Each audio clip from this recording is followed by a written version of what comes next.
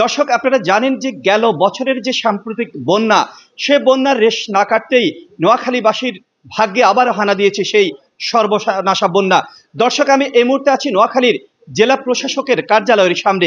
কিছুক্ষণ আগে নোয়াখালীর জেলা প্রশাসক খন্দকার ইশতিয়াক আহমেদের নেতৃত্বে এখানে নোয়াখালী পানি উন্নয়ন বোর্ড, নোয়াখালী দুর্যোগ ব্যবস্থাপনা মন্ত্রণালয় থেকে শুরু করে নোয়াখালীর বিভিন্ন গুরুত্বপূর্ণ দপ্তরের যে প্রতিনিধিরা আছেন এবং কর্মকর্তাদেরকে নিয়ে এখানে জেলা প্রশাসক জেলা সম্মেলন কক্ষে একটি জরুরি বন্যা পরিস্থিতি মোকাবেলায় একটি জরুরি সভা করেছেন। সেখান থেকে জেলা প্রশাসক আমাকে জানিয়েছেন নোয়াখালীর যে বন্যা পরিস্থিতি মোকাবেলায় তিনি ইতোমধ্যে নোয়াখালীর 9টি উপজেলার যেই উপজেলা নির্বাহী কর্মকর্তা আছেন তাদেরকে তিনি ইতোমধ্যে নির্দেশনা দিয়েছেন বন্যা পরিস্থিতি মোকাবেলায় যে কোনো ধরনের পরিস্থিতি মোকাবেলায় যেন তারা তৎপর থাকেন। এছাড়াও আমি জেলা সম্মেলন কক্ষে যে জরুরি সভা হয়েছে বন্যা পরিস্থিতি মোকাবেলায়, সেখানে নোয়াখালীর যিনি মেজর তানভীরুল কবির ছিলেন সেনাবাহিনীর দায়িত্বরত কর্মকর্তা, আমরা তানভীরুল কবিরের সাথেও কথা বলেছি। তিনি আমাদেরকে জানিয়েছেন যে নোয়াখালীর বন্যা পরিস্থিতি মোকাবিলায় এবং স্পেশালি প্রসূতি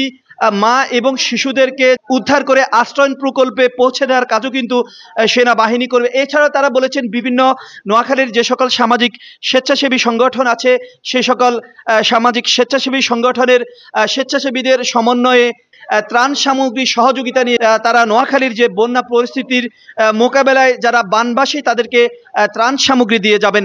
এছাড়াও আমি নোয়াখালীর যে বন্যা পরিস্থিতি সেটা নিয়ে কথা বলেছি আবহাওয়াবিদ রফিকুল ইসলামের সাথে।